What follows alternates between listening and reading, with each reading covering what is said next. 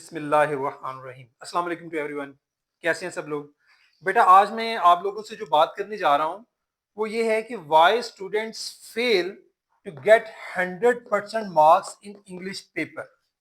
ये एक बच्चों के लिए इशू रहता है, प्रॉब्लम रहता है। बच्चे बहुत अच्छी तैयारी करते हैं, सारा सिलेबस लर्न होता है उन्हें, एक एक चीज उन्होंने प्रिपेयर की होती है, स्पेलिंग मिस्टेक्स पे फोकस किया होता है, प्रेजेंटेशन भी अच्छी होती है, सारा कुछ होता है। उसके बावजूद बच्चा जब पेपर करके आता है, 100% अटेम्प्ट भी करके आता है, लेकिन फिर भी जब उसके मार्क्स 100% नहीं आते तो वो क्या ऐसी रीजन है, वो क्या ऐसी वजह है, उसमें कौन सी ऐसी सीधा सीधा पॉइंट्स हैं या वो कौन सी मिसिंग बातें हैं जो बच्चा पेपर में करके आता है, वो मैं आज आपसे डिस्कस करने जा रहा हूँ।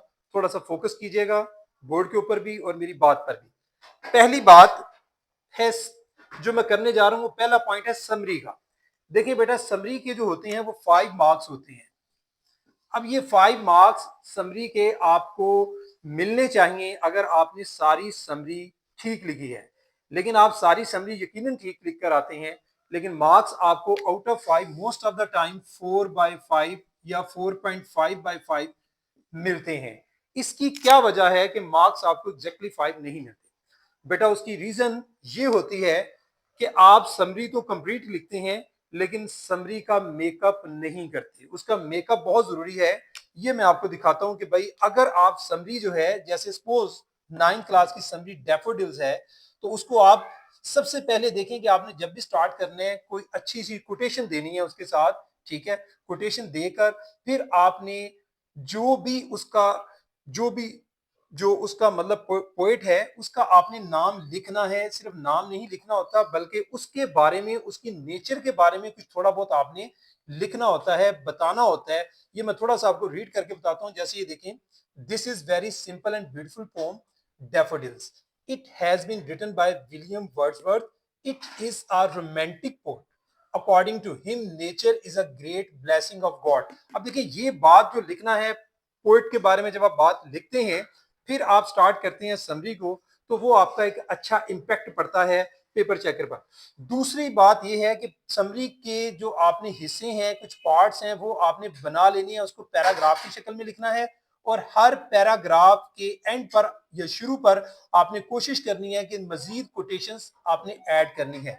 ये मैंने एग्जाम्पलरी आपके लिए एक छोटी सी समरी जो है वो बना के यहाँ पर लगाई थी, आपको बताना था। अगर आप इस तरह से समरी लिखते हैं सारी, तो मैं उम्मीद करता हूँ कि आपको पेपर चेकर जो है वो 5 में से 5 मार्क्स ही इंशाल्लाह देगा। लेकिन दूसरी बात ये होती है कि आपने इसमें स्पेलिंग मिस्टेक्स नहीं करनी, हैंड राइटिंग अच्छी करनी है। एक तो ये बात। सेकेंडली, सेकेंड पॉइंट पे बात करता हूँ, ट्रांसलेट इनटू उर्दू। जब बच्चे पैराग्राफ को ट्रांसलेट करते हैं, उसको उर्दू में कन्वर्ट कर रहे होते हैं, तो बेटा उसमें भी बच्चे ट्रांसलेशन सारी ठीक लिखते होते हैं। ठीक है, लेकिन मार्क्स फिर भी कट जाते हैं।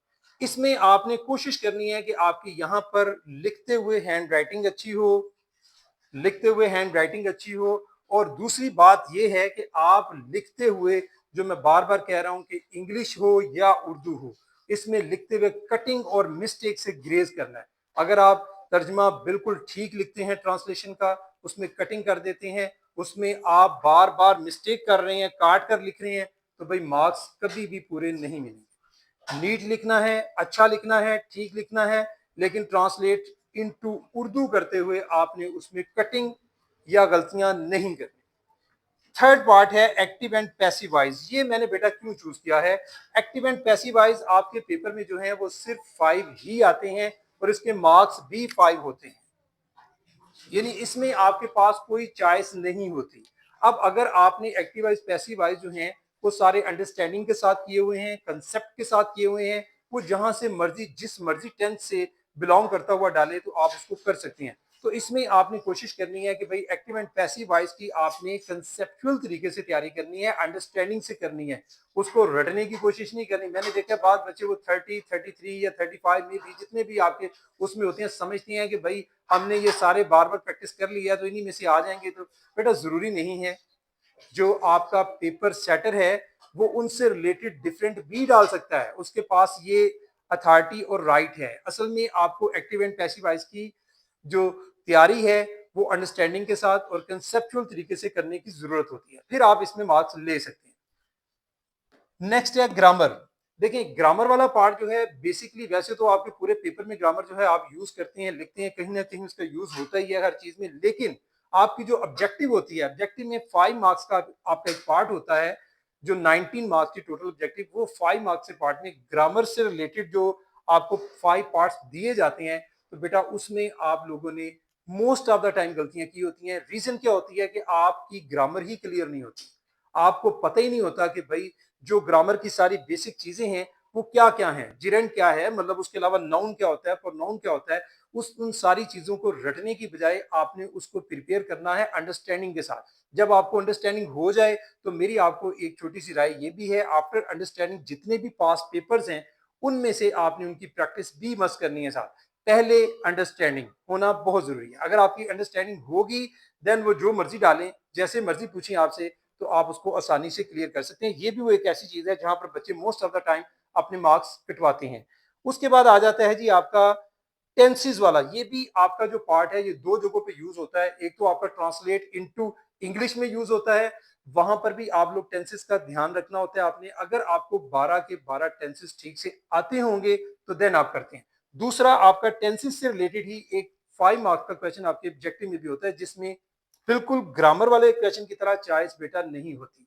तो याद रखें कि आपको टेंसेस जो है ये आने चाहिए, 12 टेंसेस, उनकी पहचान आपको होनी चाहिए, उनका यूज आपको पता होना चाहिए, उसका वे पता होना चाहिए। ये वो बेसिक पॉइंट्स हैं कि जो बच्चे अगर समझते हैं कि हम रटालाइजेशन से ये सारा कुछ कर लेंगे, पेपर में आउट ऑफ 75 मार्क्स ले लेंगे, तो भाई ये उनका ख्वाब है, ये सिर्फ एक ख्वाब है। ये ख्वाब पूरा हो सकता है अगर वो बाकी पेपर के साथ साथ बाकी चीजें आप करके पूरे मार्क्स आ जाते हैं, उनमें कुछ चॉइस भी होती है, लेकिन ये वो चीजें हैं जिनमें बच्चे मार्क्स कटवाते हैं। तो मैं ये चाहता था कि आप लोग एग्जाम से पहले आप लोग इन चीजों पर ज्यादा फोकस कर लें। समरी को लिखते वक्त अगर आपने समरी याद की हुई है तो भी टाइम है, आप उसके साथ कोटेशंस के साथ नहीं किया तो कोटेशन साथ लगा लें, कर लें।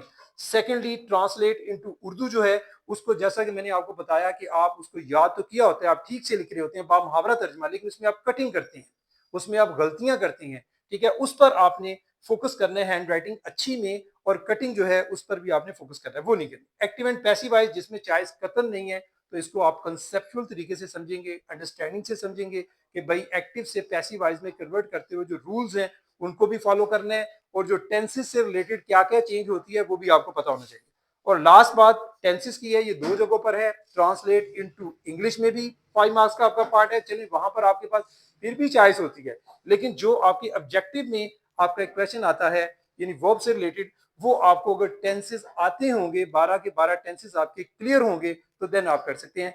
तो मैं आपसे यही उम्मीद करता हूं कि आपने अगर इन चीजों पर फोकस किया तो इंशाल्लाह कोई ऐसी चीज नहीं जो रुकावट बने कि आप 75 मार्क्स आउट ऑफ 75 ना ले सकें।